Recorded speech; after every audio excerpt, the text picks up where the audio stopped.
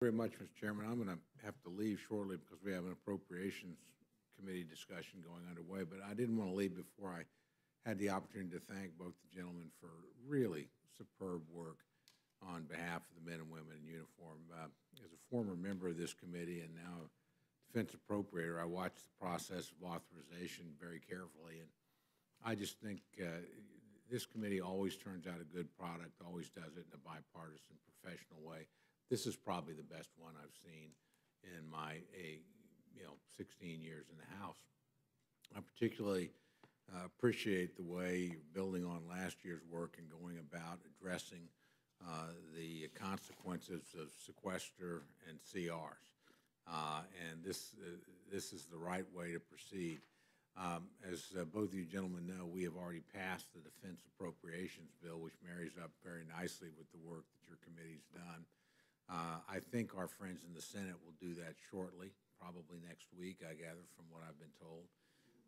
I would just, you both command considerable respect in this body, and I know that you both know that an authorization without an appropriation is worth just about as much as the paper here, but not much beyond that. The two have to go together.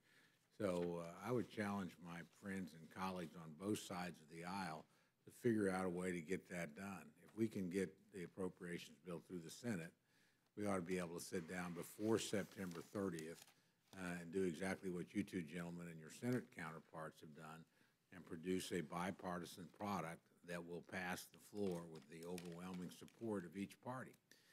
If we don't do that, then that's going to be, I think, will to some degree undermine, and every day we go past September 30th, we increase the cost and decrease the effectiveness of the very good work that you've done in this bill. So I join you in your celebration of what you've accomplished here, and I really, really look forward to voting in favor of it when it comes to the House floor. But I also want to urge all of us to push hard so that the appropriations process keeps pace with the authorization process and that the dollars are there to back this up without delay, and we can do something we haven't done in a number of years. That is actually fund the United States military in the manner in which it's supposed to be funded at the beginning of the fiscal year and not have them juggling and back cutting and doing all sorts of backflips. I don't think, I do worry it's an election year, and the tendency is sometimes to punt tough decisions. I actually don't think this is a tough decision. I think it's an easy decision because I think the work, again, on the appropriation side, I can tell you the appropriations process has been every bit as bipartisan in the work between Chairman Granger and Ranking Member Visklaski on this, and that committee voted out its appropriations again, unanimously. There was no partisan division on the defense issue whatsoever, and I think the same thing will happen with our friends on the Senate side by and large. And I don't think the differences between the product they produce and that we have produced and already moved across the floor will be such that we shouldn't be able to work them out and, again, do what you've done here. So thank you for the good work you've done. I would just ask you to both use your considerable influence with the appropriators and our leadership on both sides to make sure that even in a hard-fought election year, we do not go beyond the fiscal year, that we do present the dollars that are needed to implement the excellent authorization work you've done. So I commend you. Mr. Chairman, if I may, I just wanted to say, Mr. Byrne can attest, I made that exact point in a meeting with our conferees yesterday, that it's good to get this done, but we have a responsibility to help make sure the appropriation to match gets done on time. So I have no doubt we'll be right there with you to accomplish that.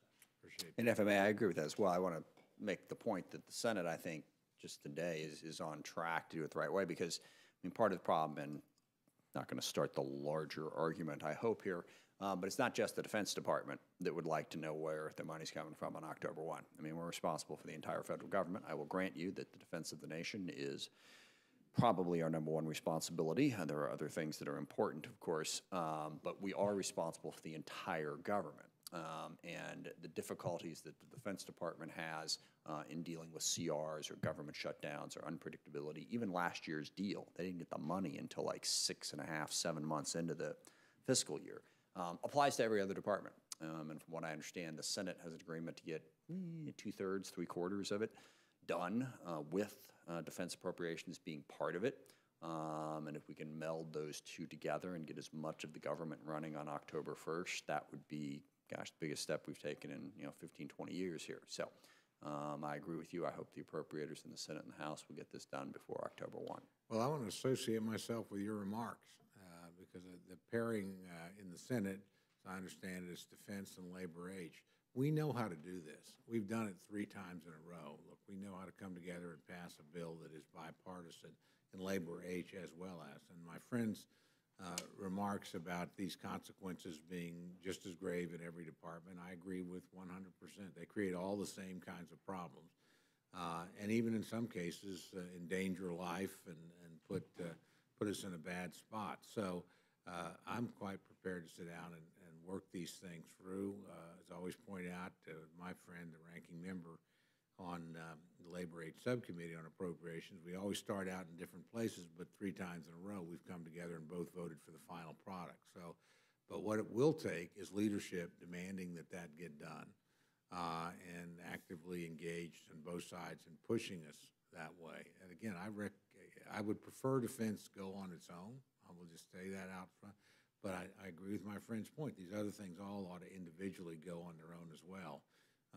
And if we can't do it that way and have to combine them, I still think the most important thing is to get this bill across the finish line by September 30th. Those 2 bills together are 2/3 of all domestic spending, and it would go a long way toward keeping us from not having to do an omnibus, the president not having to confront an omnibus. It's just a better way to do it. But you're going to have to do some give and take, particularly this bill tends to be a pretty bipartisan bill, both on the authorization, the appropriation side. That's not as true on Labor H and the respective cabinets there. But again, we can get it done. I promise you that because we've done it. It just takes people above us being willing to make some compromises and recognizing when you need votes, you've got to be willing to recognize that. And in the end, the product in the Senate is going to have to be bipartisan because of the peculiar rules that they have. That's their business. I mean, they have every right to run their chamber the way they want to. So I don't throw any rocks at that, but we have to understand the reality of that and work with them because this requires passage in the House, passage in the Senate, and the signature of the President of the United States, or it doesn't mean very much. So, again, I'm going to yield back my time, but I want to, again, commend the 2 gentlemen and the manner in which they've conducted themselves throughout the entire process, the manner in which they've worked together, the manner in which they've worked across the rotunda with our friends in the Senate, and they've certainly put us in the position to achieve something we haven't done in a long time, and that's get this discretionary spending done that's so important to the security of our country in a timely fashion. They've passed the baton off rather smartly. It's now up to other people once it's across the floor to do their part in this effort as well. But your voices will still be valuable in pushing people in that direction in your respective caucuses and on the floor, and I hope you use them when the appropriations process comes up. For that, I yield back, Mr. Chairman. Chairman yields back his time. Distinguished gentleman